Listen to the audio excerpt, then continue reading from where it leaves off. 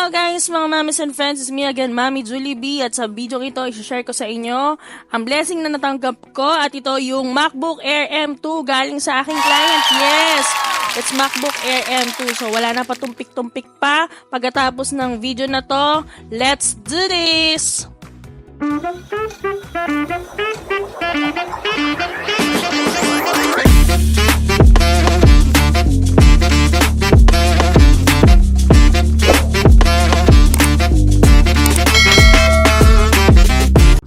So, noong nakaraan nga, nagkaroon ako ng problema sa laptop ko. Naghahang talaga siya ng matindi. So, tinanong ako ng client ko dyan. Yan yung pangalawang client. Kung ano daw problema, bakit ang tagal kong mag-process. So, sabi ko yung laptop ko ang problema. So, ayan yung sagot niya. Sa madaling salita, nagpadala siya agad kinabukasan ng $1,050. So, almost 60K yun. And then, ayan, nagpunta na kami agad sa PowerMac kinabukasan din. Pero, ang mahal, parang hindi aabot yung binigay niya na cash. Nung nasira yung laptop ko, nagpapray na talaga ako na, Lord, bigyan niyo po ako ng paraan para magkaroon po ako ng laptop. Kasi nga, ito yung bread and butter ko. Dahil nga freelancing or freelancer ako, kailangan ma-provide ko agad yung needs ng client ko. So, kailangan ko na matinong laptop. So, nagulat na lang ako. So, ito na yung answered prayer ko. So, bago pa kami pumunta ng mall, nagpe-pray na talaga ako. Nabigyan ako ng wisdom and knowledge doon sa bibilhin kong unit. Kasi syempre, ayoko na yung unit na bibilhin ko ay madaling masira o masisira siya agad. So, hindi worth it doon sa binigay sa akin na presyo client. So, ngayon, buti na lang, habang nagbabrowse ako ng TikTok, itong si Jerus Gabriel doon sa TikTok, siya yung marunong talaga sa mga Apple products.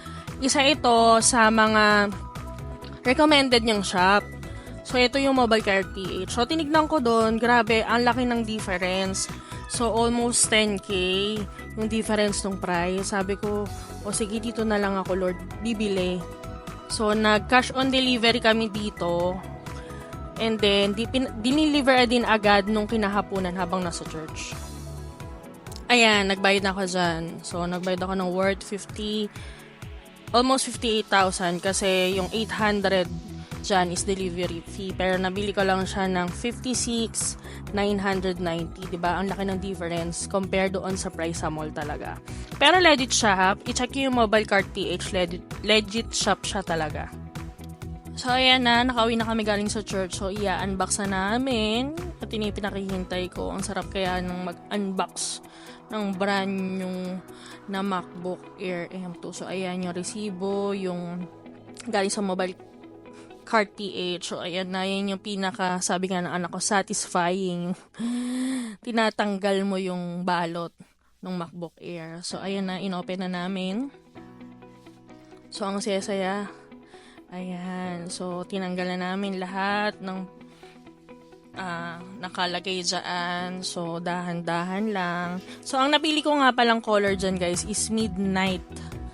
So, medyo dark or navy blue siya. Parang ganon. So, ang ganda. Sobrang ganda talaga. Tapos, napakanipis niya lang. So, tas ayan, pagbukas mo, ayan na. Hello! Ayan na yung bubungad sa'yo. So, sobrang saya. So, diba, iba talaga pag si Lord yung kumilos. Parang instant. Ayan. So, hintayin na lang nating ma-set up. Kasi isi-set up ko na siya dyan after niyang mga wordings na yan. So, ayan na. Ang kasama nga pala niyan, guys, ay sticker niya, then mga paper, and then yung charger niya mismo, yung wire. Yung wire niya is braided na. So, ayan, sinaset up ko dyan. So, napili ko talaga kasi yung MacBook kasi mabilis siya, and in terms of battery talaga naglalast siya ng 18 hours. So, parang in case na magkaroon ng brownout, kung naka-charge siya, so magagamit ko pa rin siya kahit papaano. So, yan yung kagandahan at mabibitbit ko siya kahit saan. Ayan, legit talaga sa Mobile Cart PH kasi nandyan yung dito purchase. Tapos yung, syempre chinek ko muna siya kay Apple talaga ha. Chinek ko kay Apple kung legit tong nakuha kong M2. So meron siyang 1 year warranty from Apple, and then nagkaroon pa ako ng free 3 months na Apple TV at saka Apple Arcade. So, di ba? Sa 10,000 na difference, so, sulit na sulit yung pag-purchase ko kay Mobile Cart PH. Ang hirap talaga itong bigkasin. So, baka naman Mobile Cart.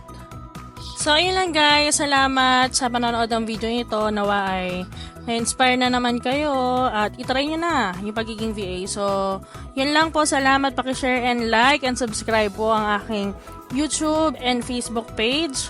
Salamat. Till our next video. Bye-bye!